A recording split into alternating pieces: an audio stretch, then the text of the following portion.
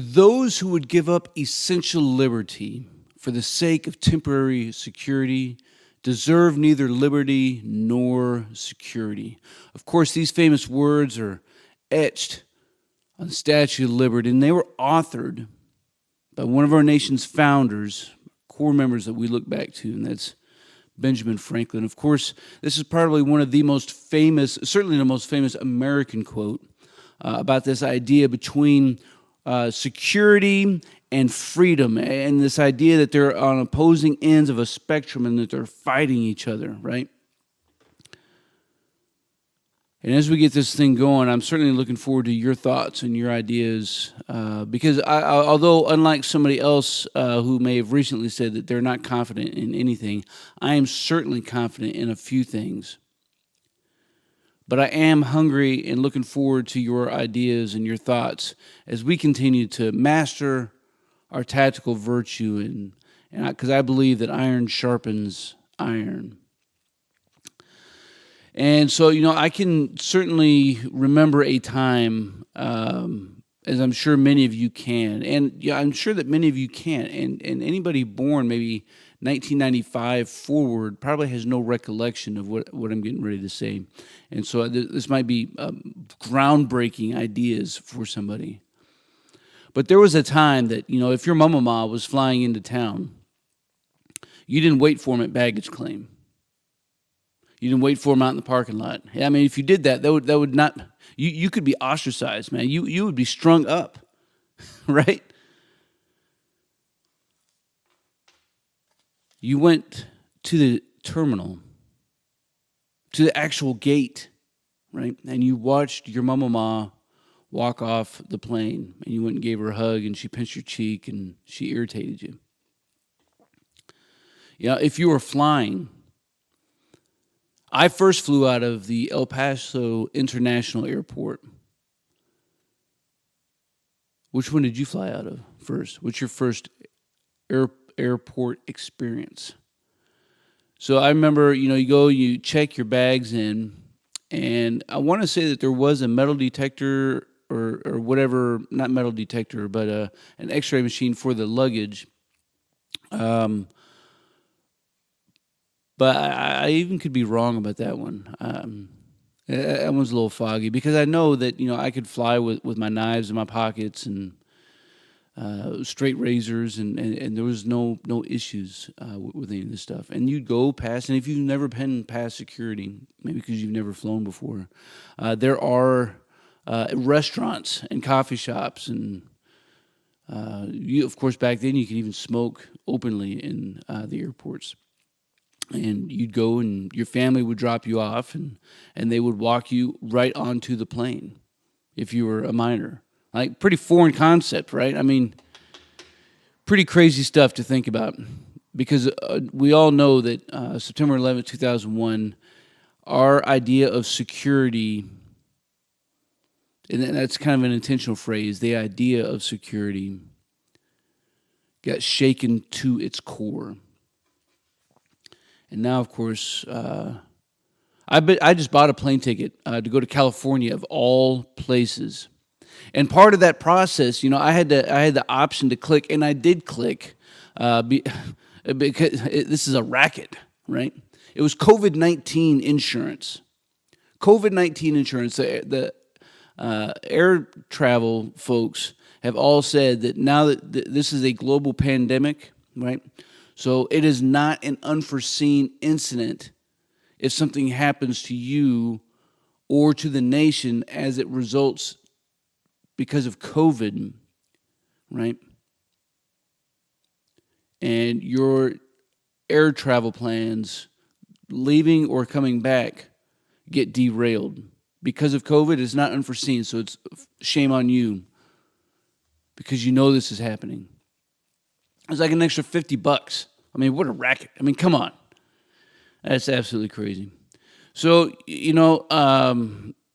this idea of these things being at opposing ends of the spectrum probably really got formalized by a philosopher by the name of Hobbes. Now, Hobbes, of course, is not, we're not talking about Calvin and Hobbes, although he is one of my most favorite philosophers of all time, and certainly one of the best comics of history, like ever. And so he had this idea that pre-government, right? So pre-nation state, that if you plucked, in fact, even today, right, it didn't have to be pre, if you plucked me out of the city and you just put me out into the wilderness, this would represent total freedom. Total freedom. And there's something to that, right? I mean, that is certainly one of my drives and motivations for being outside in the wilderness, is the idea of exploring, of adventure, feeling like I'm in some place that nobody's ever been before, experiencing that for the first time, maybe for the first time anybody's ever experienced someplace. That's why I love getting off trail. But when we do this, we find ourselves, as Hobbes would say, that we are at war with and in all. All things are working against us.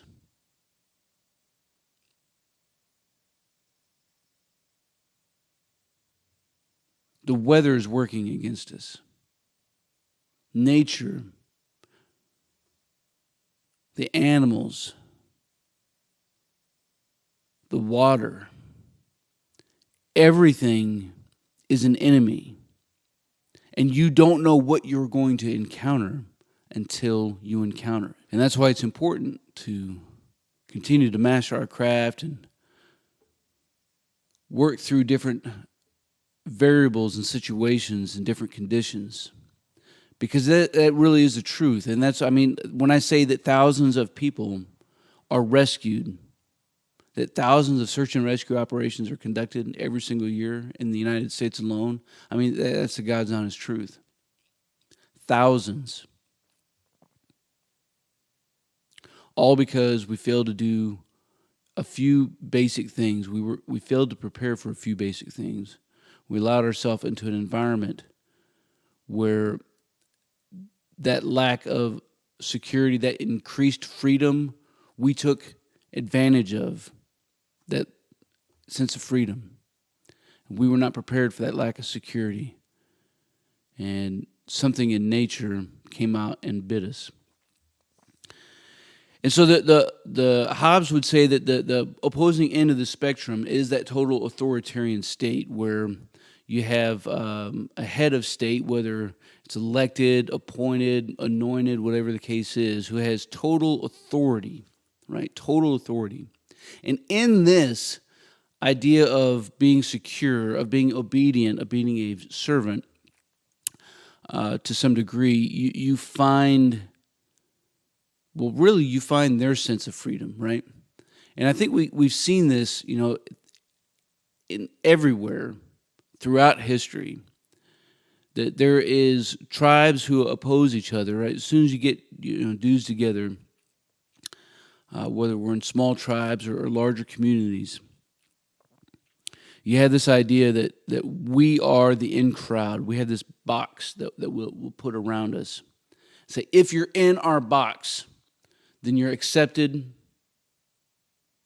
you're received, you're loved. If you're outside of our box, if you're outside of our tribe, you're a heretic, you're unorthodox, you're damned, and we're going to kill you, right? In fact, it's interesting to note that even most indigenous peoples' tribal names, that when you translate it to English, literally means the people. I mean, this is not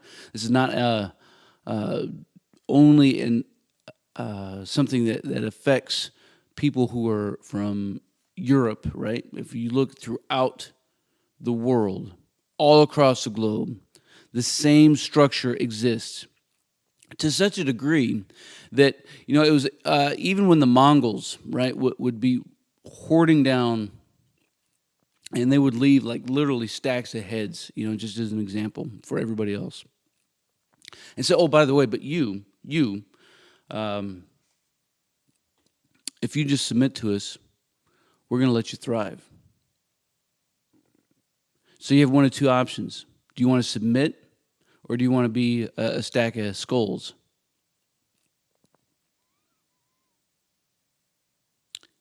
And so there's this idea of freedom versus security, that when we submit to the entity, that we kind of fall underneath their version of security. We have their protection. That's what Ayn Rand would say, right? That these aren't two opposing ideas, but that when we do submit, we find that we are secure.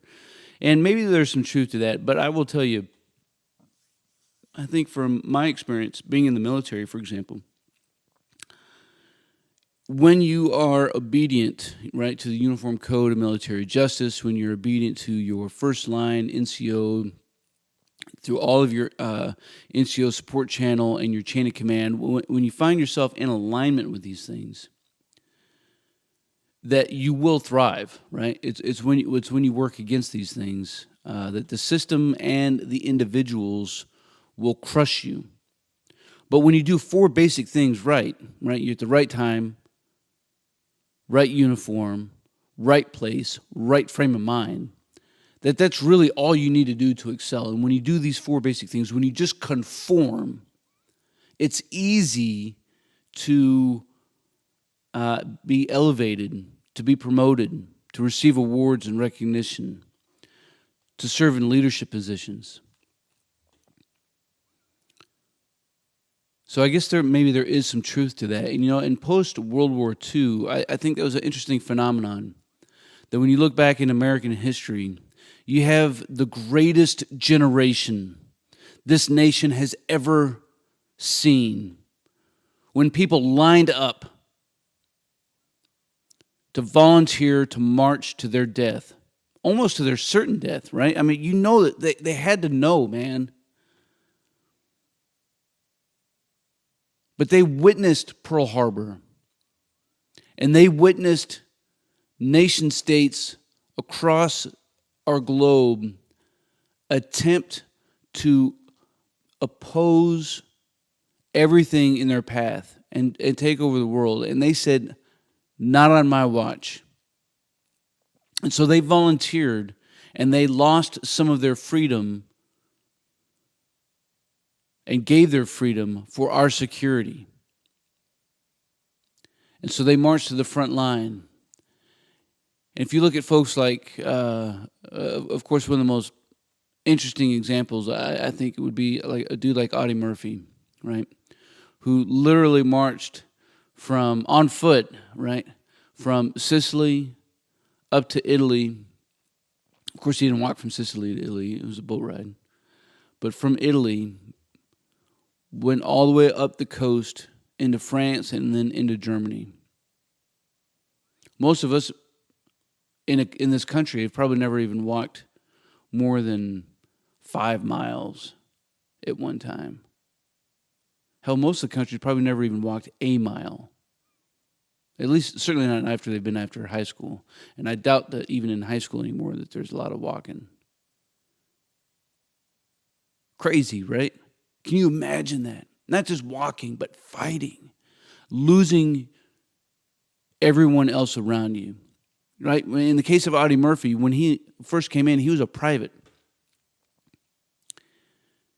Within just like a year and a half, he was a lieutenant. How did that happen? Because everybody else died, and he was the next man up.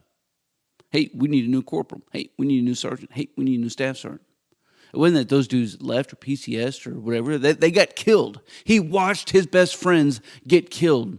He got on a burning tank and mowed Germans down in order to protect his squad. It's insane. And you can imagine the PTSD that he was dealing with. Of course, this is PTSD month, Awareness Month. If you weren't tracking. So I would recommend and highly encourage you to look more into this phenomenon. And if you yourself are dealing and battling and struggling with anything, look down in the description box and I'll have a number for you. Because as much as this has shaken many of us who've been to combat and deployed, certainly I can't help but think, when I look through my own comparisons, that these guys who fought through Vietnam and Korea, World War II and World War I, man, the crap that they've seen, man. And so they come back, this greatest generation, they come back to the United States. And they try to return to a new normal. And many of them, this is in this time and place, is when motorcycle gangs actually started to emerge throughout the country, along with a couple other social groups that were not prevalent. But motorcycle gangs is one of the most prevalent ones that continues today. So they had this idea that we needed a band of brotherhood, right? We need a leader. We need a sense of security. We need to own what's in our area, right? Wherever we are, that's our area. And if you don't conform to us, well, we're going to kill you. We have total security because we are totally free, but you will have no freedom unless you submit to us. And so there's this idea, between the military and the motorcycle gangs, that all we really do is trade obedience from one entity to another. So in the case of these dudes who created this motorcycle gang, they had lived not their entire life, but they lived their entire war experience, their entire military experience, being obedient to the military machine, right, if you will, to the Army, to the Marine Corps, whatever it was that they were in. And then when they got out, they had really nothing to be obedient to. And so these groups began to emerge and to form. And so what they would do is say, you need to be obedient to us. And I think that clicked extremely well with a lot of folks.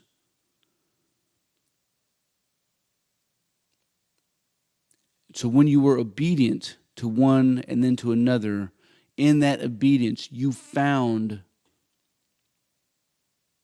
security. But in that, man, do we not lose a sense of freedom? I know anybody who's been in the military would certainly say that there is an extreme lack of freedom. Even when it comes to just personal appearance, right? We get a haircut that has to conform. At least if you're a male, you have to get a haircut that has to conform. Can't wear anything that's trendy, right? You look a certain way in order to instill discipline and cohesion. There's this idea that we strip down so that we can build up, right? And again, man, that's why I love getting off into the wilderness. Because there is this sense of freedom when there is a decreased element of security. Does that make sense? Man, I'm really looking forward to hearing your comments down in the description or the comments below, so that we can continue to grow our community and continue to share our ideas with one another. If you haven't already done so, make sure that you do subscribe to the channel, click the notification bell, because that's what this channel is all about. It's all about mastering our craft and developing our tactical virtue. Man, I appreciate all you guys. Until then, you stay out there and you stay stoked.